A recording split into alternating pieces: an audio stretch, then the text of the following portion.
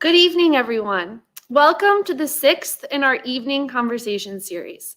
My name is Allie Keif, and I am a museum educator at the Connecticut Democracy Center at Connecticut's Old State House. We are the place where history and civics meet, and our goal is to share stories and ideas that help people understand our state and find ways to make it better. This evening, I'm happy to be joined by Dr. Walt Woodward, Connecticut's state historian, a Yukon History Department faculty member, the author of several books about our state's past, and the host of the popular Grating the Nutmeg podcast, which serves up Connecticut stories on every imaginable subject. As a scholar of early American and Atlantic world history, Dr. Woodward's work focuses on Connecticut and New England, and his research interests cover a variety of subjects, including witchcraft, alchemy, and the history of science, the use of music in early America, and environmental history, and cake. Tonight, he is going to tell Especially cake. Tonight, he is going to tell us about an interesting slice of Connecticut history, the Hartford Election Day cake, which was just one part of the giant celebrations that once marked election days in Connecticut. Starting in the 18th century, this special mixture of raisins, nuts, dried fruits, and spirits marked one of the most important dates on political calendars. Hartford residents hosted banquets in the 18th and 19th centuries that served the iconic dessert. I'm so excited to learn more about this tradition. Please post in the comments with any questions you have. We'll be asking Walt your questions towards the end of the program. Welcome, Walt. We're so happy to have you. Hi, Allie. It's really fun. This is great. So I'm just going to jump right in. So do you think you could speak broadly about the history of the election day cake? We know people baked election cakes in Connecticut. What can you tell us about the traditions in other states? Sure. The tradition in Connecticut goes back a very long time. There is an English historian who traces it back to 17th century muster cakes in England. A muster cake was a cake that they baked when the troops got together and trained there. So he locates this in a very strong English communal baking and sociability tradition. And it's certainly true that training days for the militia in New England were very important days, and they had a great sociability factor. So I think the muster cake is kind of a genealogical ancestor of the election cake. But the election cake itself, and the reason it is so closely associated with Connecticut, even though it's spread all over New England and from New England out to most of America, goes back to the same tradition that gave us the Charter Oak, and that's the 1662 Royal Charter. I write about this, the origins of election cake in Creating Connecticut, my new book on Connecticut history. If it's okay, I'm going to read a little bit of that. Not too long. I promise not to put anyone to sleep, I think. No, please go right ahead. Excellent. The story of how election cake became a Connecticut tradition goes all the way back to the days of the Puritans. One of the things that made the Puritans so pure was that they didn't believe in the annual round of Catholic and Anglican holidays. They didn't celebrate Christmas or Easter or any of the numerous saints and festival days. And for them, New Year's Day came on March 26th. So no midnight kisses or dropping balls or first night either.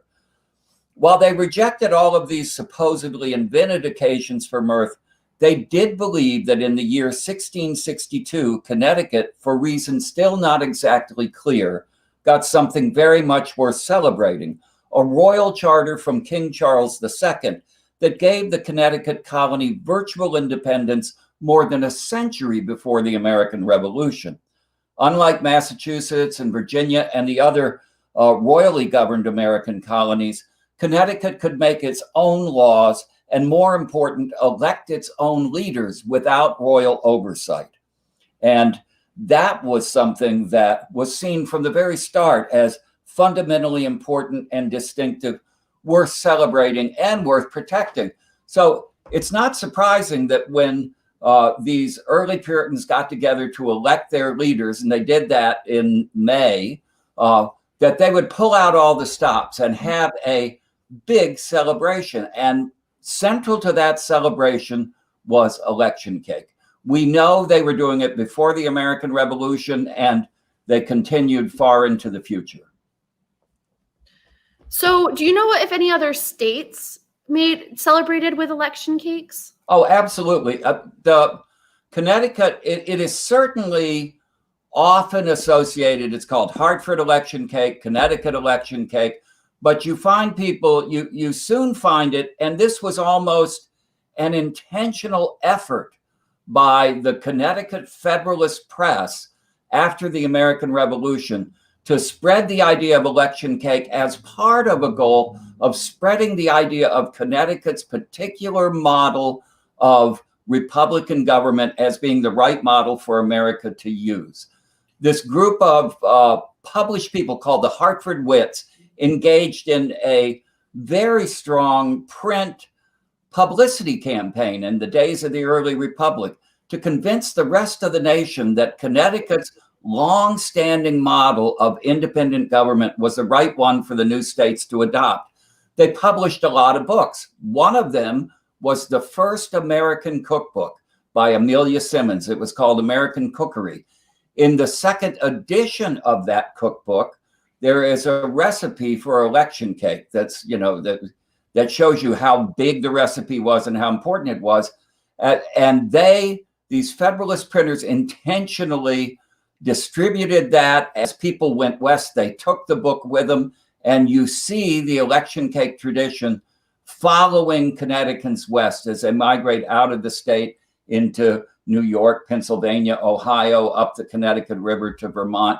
You find Connecticut, or you find election cake recipes now in manuscript cookbooks and historical societies all across the United States, certainly in the northern tier of states and often in southern states as well. It's interesting.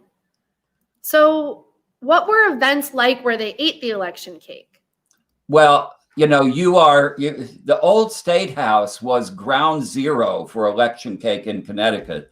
And one of the favorite stories in my book, in this chapter on election cakes, I found while going through the Hartford Current, looking for an entry for Today in Connecticut History, which is a daily program I do with NPR and on a website. And that was when I first ran into the election cake. And a woman in 1858, she was now elderly, she was looking back to her youth. And she wrote a reminiscence on Election Day and election cake that is just a magnificent piece of writing. So here's a woman in 1858. She is looking back to 1820s and the election day in Hartford. And I'd like to read again some of what she says. I just think this is a wonderful piece of writing. Will somebody who remembers it all tell about election in old times in Hartford? Tell how gay it was and how everybody looked forward to it, how the country people poured in, going down to Hartford to see 'lection, how every house was in apple pie order, summer arrangements all completed. There was a grand ball in the evening then, and in those times too, there was an election sermon preached at the meeting house before the governor and the legislature, and grand singing by the choir, who in costumes something like those now wore at the old folks concerts, gave Old 100 and various national anthems. Election time. Oh, the quantities of cake.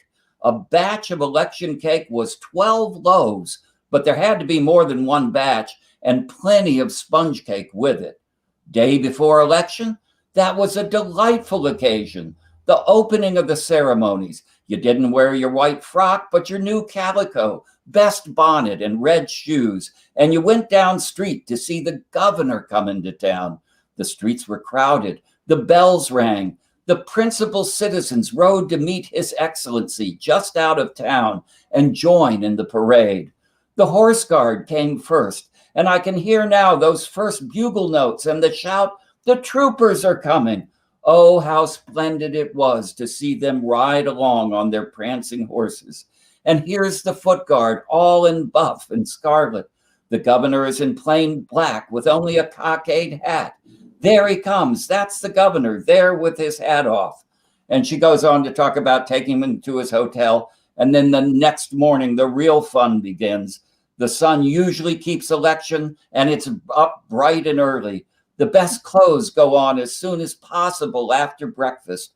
White frock, new bonnet, open work flat with a wreath of roses, pink sash and red shoes. Lots of money to spend. Children could have a cent anytime they asked for it on election day. And cake, a big piece, not a slice, every time they ran into the house. Nobody dared refuse them. It stands ready all day for wagons full of country friends and acquaintances come to see the parade. All must eat loaf cake and tell what luck they had with theirs. If you go to the neighbors, you must eat a piece, of course. It is next in importance to the governor and the stars and stripes. And wherever there is a Connecticut man or woman, man especially, there is one who will not refuse a piece of election cake for the sake of its associations, not to say that it's about the best cake for a steady diet that can be made. And on she goes. Isn't that a great account of this celebration? That's amazing. It's so exciting. It really makes me wonder, were they really concerned about their particular party or candidate, or was it just exciting that they had democracy and they could vote and whoever won? Well, it's very interesting. That's a remarkably, wonderfully good question. For I think as the election cake was being established, Connecticut was ruled by the Standing Order, that was a group of Federalist families who had been in power so long, we were almost like an aristocracy. It was the same families being elected over and over again. But during the time she is writing about, the people who weren't the Federalists and weren't the Standing Order were working very hard to take power away. And in 1818, they finally got a new Connecticut Constitution, and the have-nots took over the government. Interestingly, this is the time that this lady is writing about. And I think in some ways that tradition, which it already was a tradition, and the celebration of the Connecticut, the election cake, that whole ritual around the election helped to remind people that even when things are tough and contested, that the underlying ability to choose your rulers is a big, good, happy deal.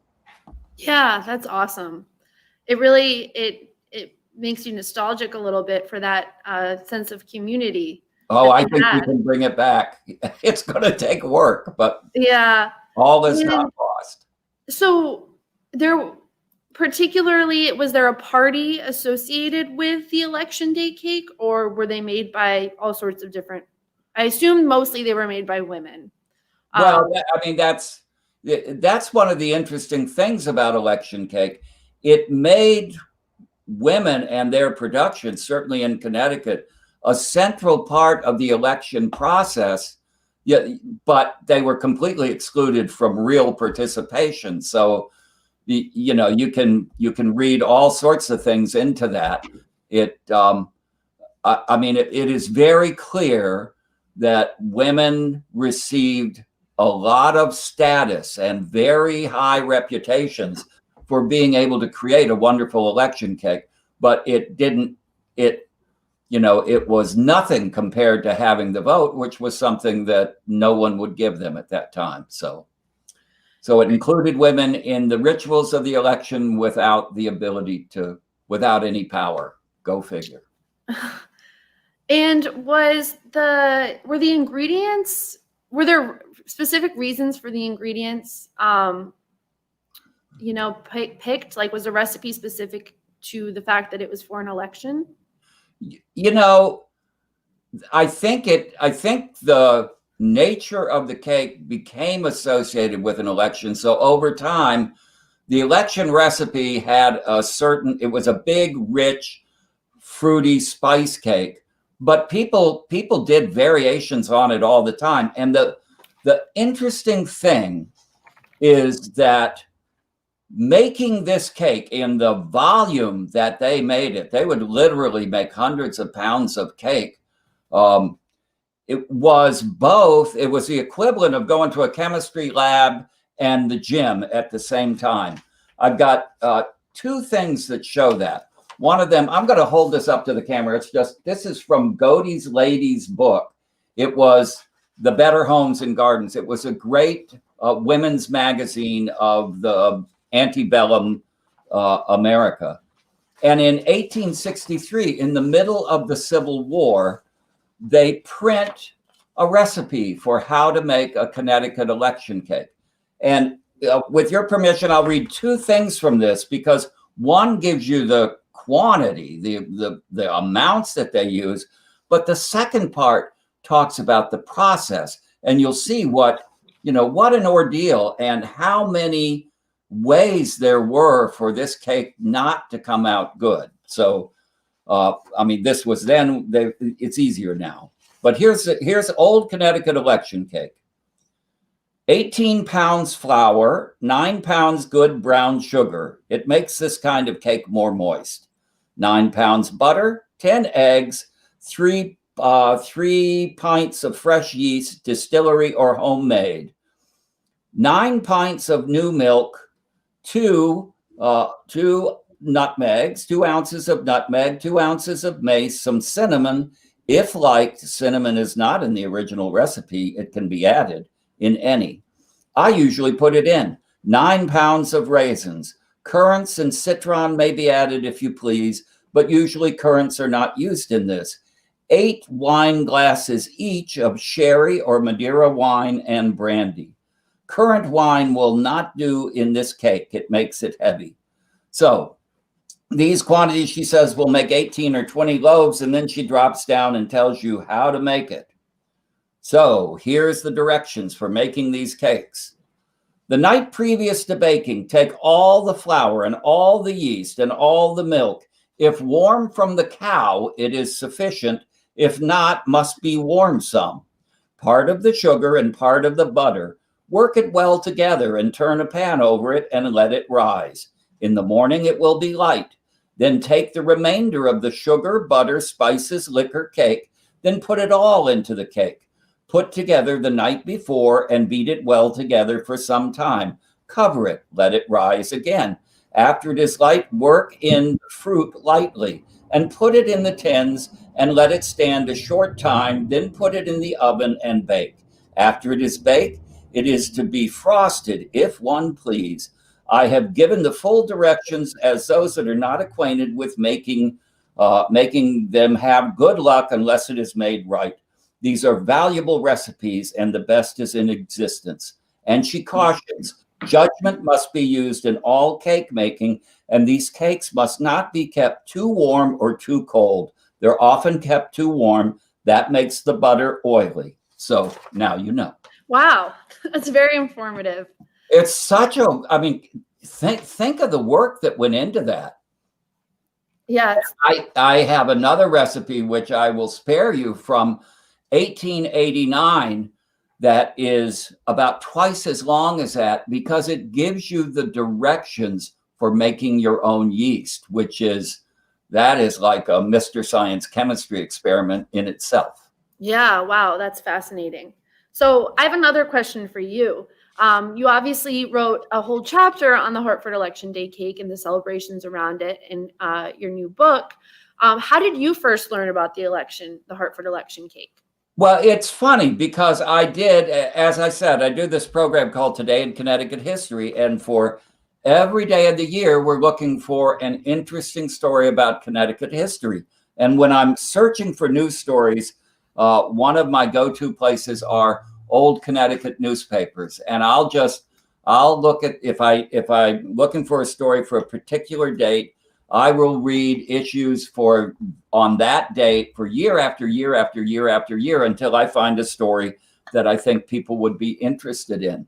So I was looking for one and came across this account of Election Day. And I thought, well, just an account of Election Day is interesting.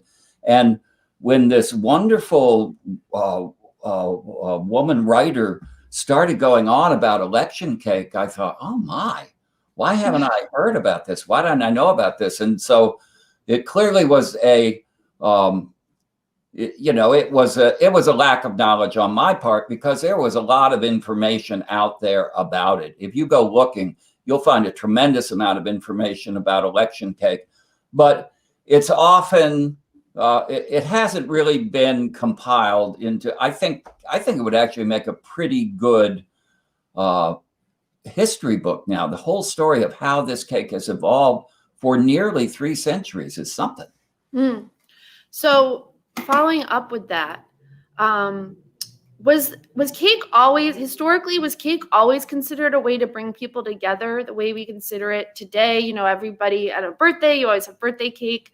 Back then, on election day, they had election day cake. Do you know anything about where that came from? Well, I do think that is an English tradition, and in some ways, cake had a very special role in this sociability function that it serves. We often use cakes and pies as special desserts and community things, but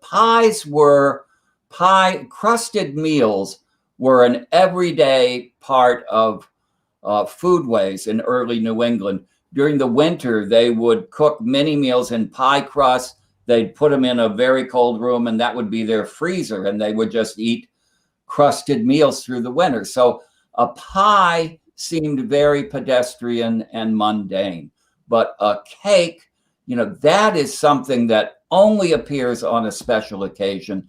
And indeed, the ingredients in them, the spices and the sugar, and those were relatively expensive commodities. And of course, there's also a lot of rum and brandy and wine baked into them. Fortunately, I am told that baking bakes out the alcohol, but people like the flavor too. So these batches of cakes and loaves of 10 and 20, during the election, people would go in front of the State House while the votes were being counted. Crowds of people would be in front of the old State House where you are. They'd be standing around. People would walk around with baskets, and they would give people pieces of election cake. So cakes are social food number one on happy occasions. And when and why did people, stop eating election cake? How did it die out? Well, it really appears to have started to wane in the late 19th century, although the nature of it changes in the second half of the 1800s. The people are going to smaller election cake recipes. People are moving. They're becoming part of a consumer culture. They have ovens in their homes. They're not doing these large social gatherings in the way they used to. So the recipes get smaller. But in 1887, when Connecticut moved its capital to Hartford as the only capital, and they moved into the new State House, they moved their elections, and this was another factor in the change of the situation. They moved their elections from May to November in a lot of states. Connecticut in 1887 moved election day to January. Now, other states moved to November earlier, and when you did that, the big party, you wouldn't have it as much because you can't be outside, and it's not that kind of occasion. So that election cake tradition as a social event began to wane.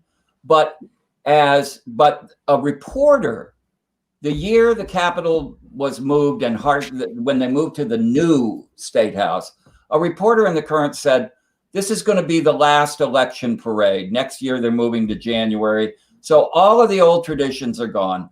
The election sermon is gone. The parade to meet the governor is gone. We won't be doing the parade at all. But I'll tell you one thing that will be around forever, and that's the Connecticut election cake. He said it's a tradition so strong we'll never walk away from it. What he didn't count on is the great influx of people who were coming into America from other countries around the world between 1880 and 1920, bringing new foodways and their new traditions. He didn't account for women entering the workforce in extremely large numbers out of the home. And I think those two things, a much more diverse society and women who now were pressed to work jobs and often take care of a family, I think that muted the election cake tradition significantly. Although you still see in the 30s, in the 40s, in the 50s revivals.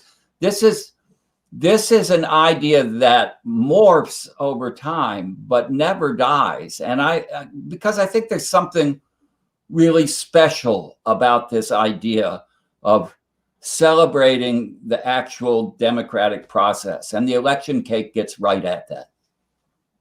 Yeah, that's fascinating. Those reasons make sense. The diversity in women, getting involved in other segments of the world. So can you talk a little bit more about the nationwide aspect of the Election Day cake? You mentioned that people from Connecticut brought it up the Connecticut River and out west. Do you have any specific stories related to the traveling of the election? Well, I have one wonderful story, and I'm pretty sure it's connected to election cake, but they don't say that exactly. I went out west a few years ago to follow the stories. I had done some research, and I found 20 groups of different people who had moved west. And my plan was to take a summer and go all across the United States, follow these people to the place they went to, and then see what happened to them.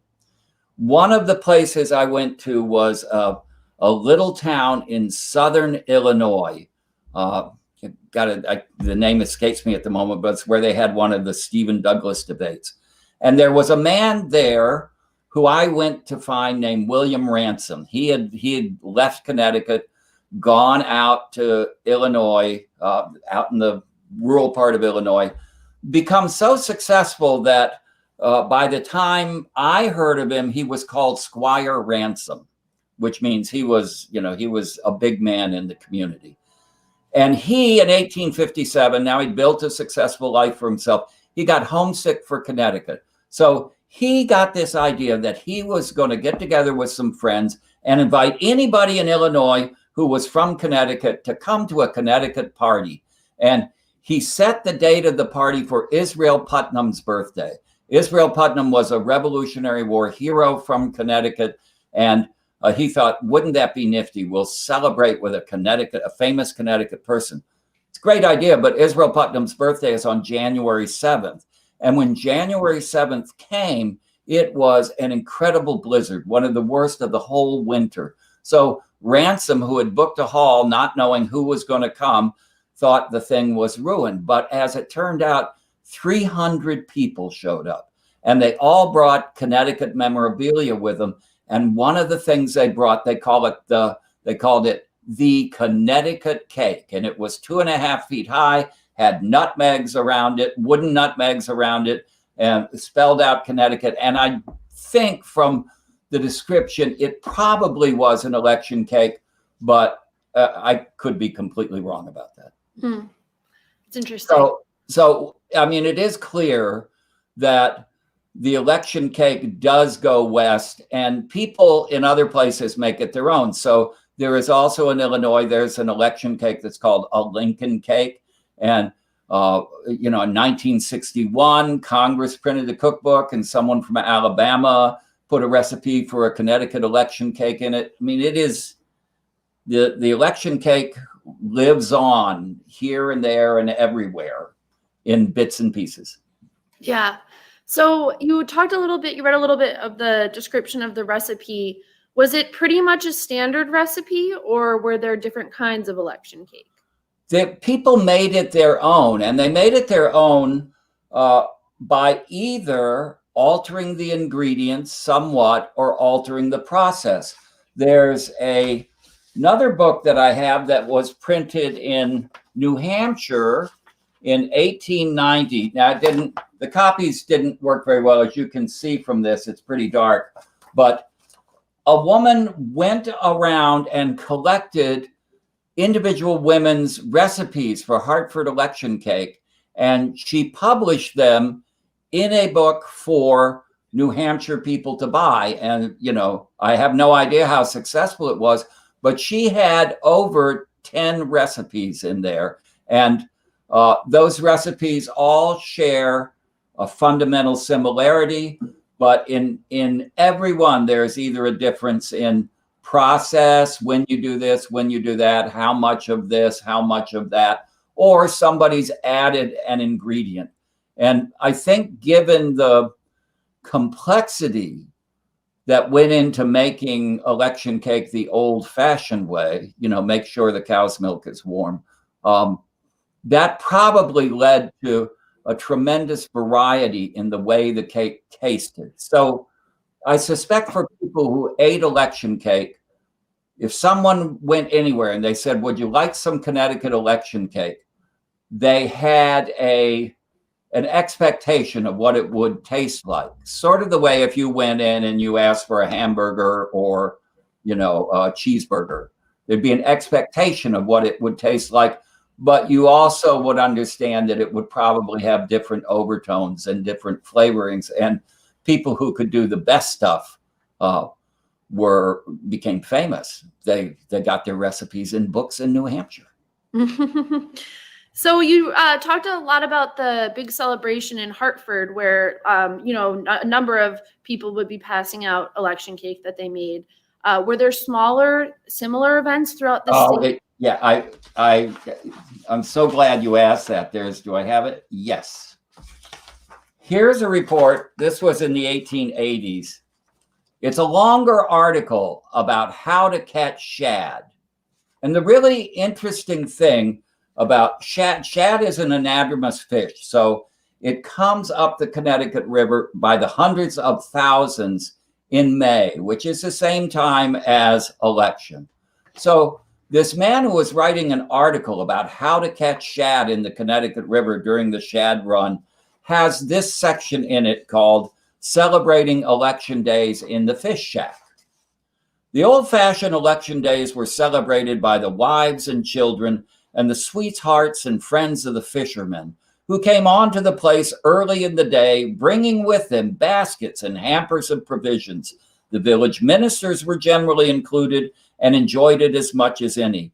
The banquet table would be set in the largest fish house and covered with the snowiest linen, the ever-present great loaf of election cake, weighing many pounds, full of raisins, citron, and spices, and the whole top covered with a white layer of genuine sugar frosting that made one's mouth water, the whole surmounted with a miniature Old Glory. So, yeah, election cake even made it to the fish shack. So, sorry, I'm just looking through my questions. Here's a question actually that one of my colleagues at the Old State House, Jacob, our operations manager, sent me the other day. He writes, from the description of Election Day celebrations, it sounds like alcohol also played a major role in the festivities.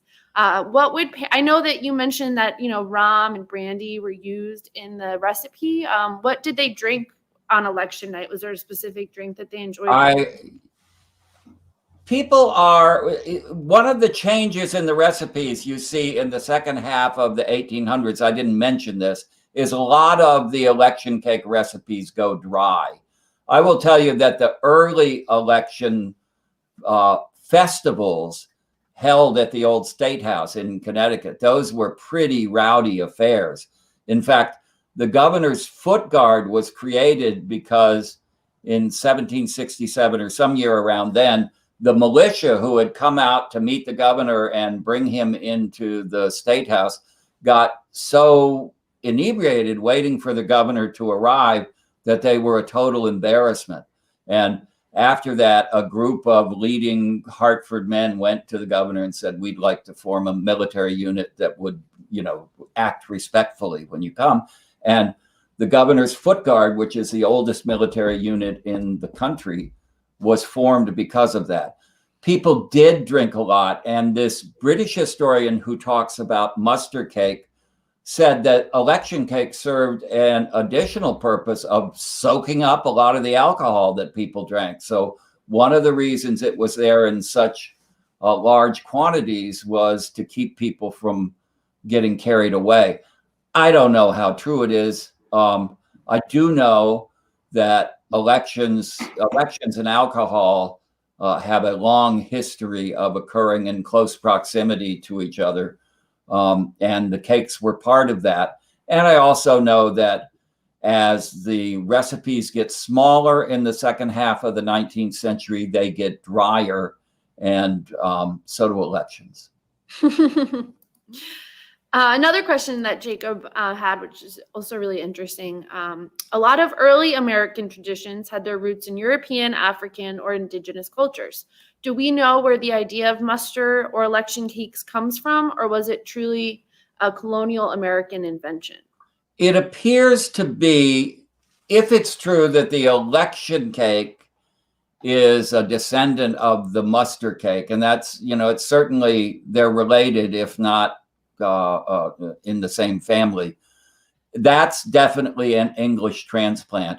And I've looked to see if there were similar customs that came out of other traditions. Interestingly, and I'm pretty suspect of this report, there's a 1929 account I found of the election day of the black governor of Connecticut that supposedly took place in the 1830s or so on. There's a long account of how this election ceremony, which took place the Saturday after the regular election,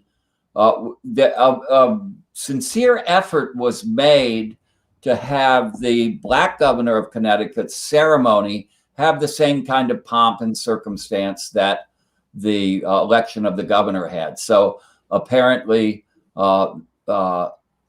some of the, many of the people were still enslaved in Connecticut at that time, and their owners would let them ride their best horses. And in the account, there is a feast, and in the account, there is also election cake. But I don't know what the source of that account was, and it's a newspaper article from the 20th century, not the 19th century. But that, right now, that's all I know about that. But the antenna are out to learn more. Mm-hmm. And as we think about the stories around the election cake and kind of zoom out, what lessons do you think can be transferred from the election day cake tradition when thinking about voting, civic action, and community today? Well, boy, thank you for teeing up that one. And this is why I wrote the chapter. I think so many of us, we're so polarized politically. In elections, it doesn't matter what party you're on. Elections leave many people with a bitter taste in their mouths now, because I think instinctively we all feel something's not right. Something's gone wrong.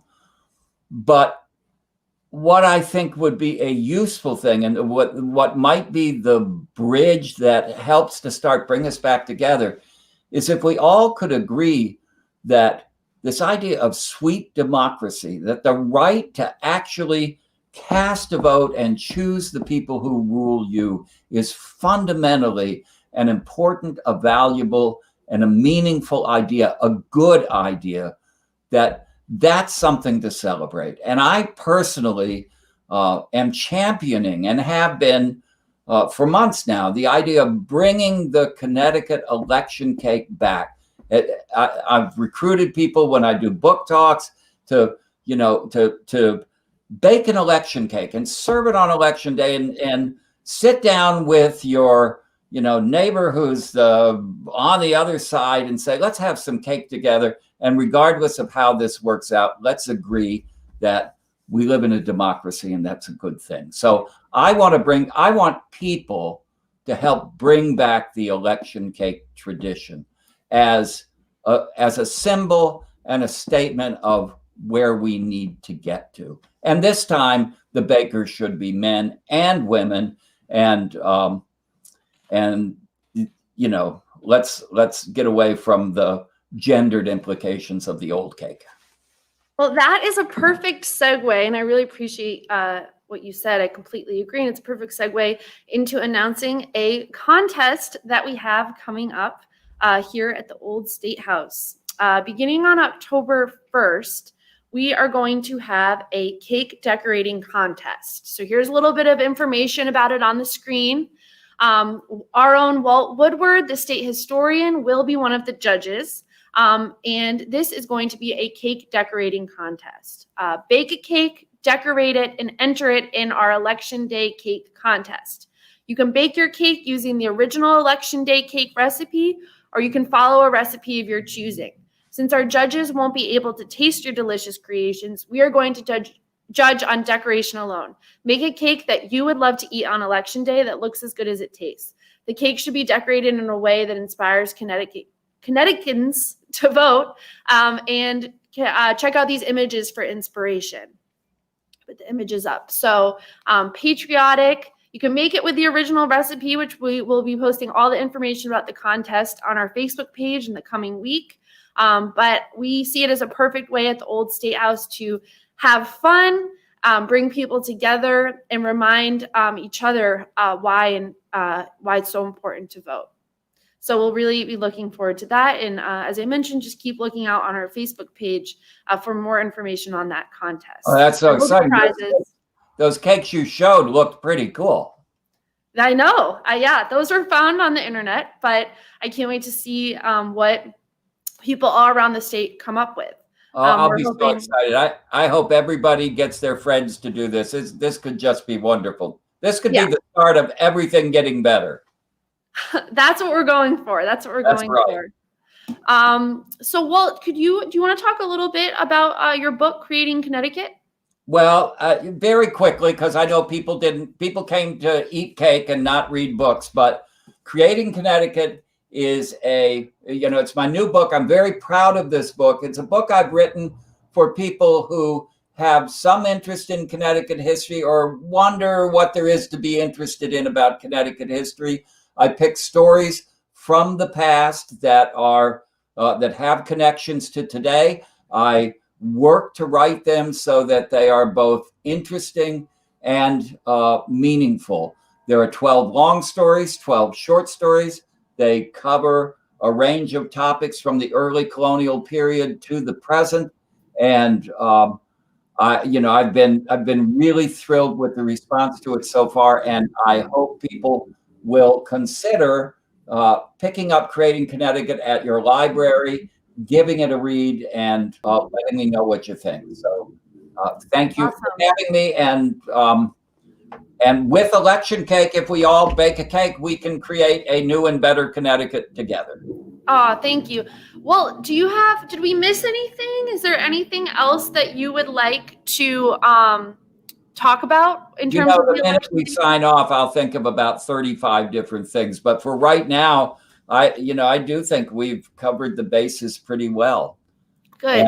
And I thank everyone who has taken the time to listen to this. And let me very quickly, my email address is Walt. It's the easiest email address at UConn. It's walt@uconn.edu.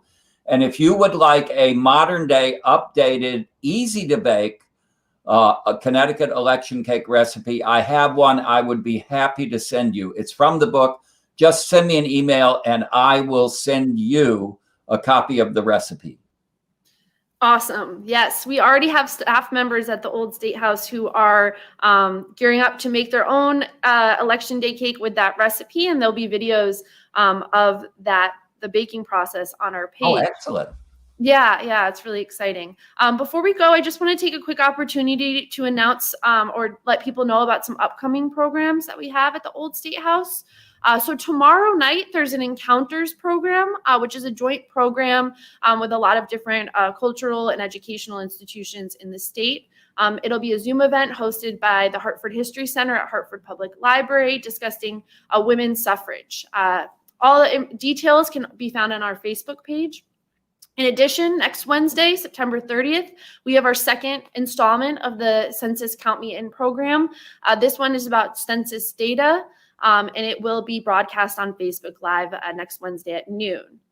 And then on Wednesday, October 7th, we have a joint program with UConn about the Latinx vote and Hispanic identity at the polls in celebration of Hispanic Heritage Month, which runs through the end of September and into October.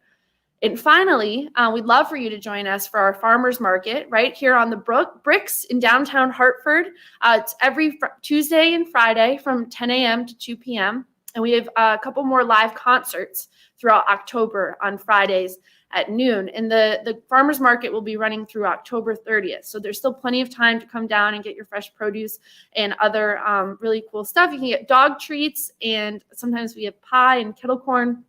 So there's a lot going on downtown with our farmers market. Walt, thank you so much. I can't tell you how much I enjoyed talking to you, and I'm just ready to get in the kitchen and make my own. That was a lot of fun. Thank you, and thank everyone who listened. I very much appreciate you coming. Absolutely. Thank you. Take care.